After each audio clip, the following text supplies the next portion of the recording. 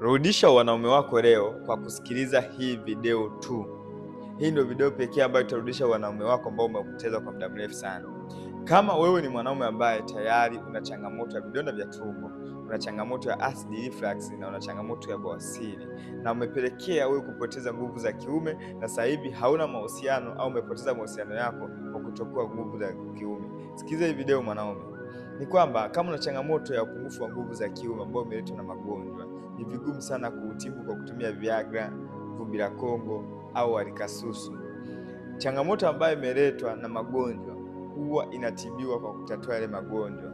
Kwa kama una changamoto ya upungufu wa nguvu za kiume ambayo imeletwa na magonjwa, hakikisha unatibia upungufu wa nguvu za kiume kwanza, hakikisha unatibia bawasiri au changamoto ambayo imesababisha upungufu wa nguvu za kiume.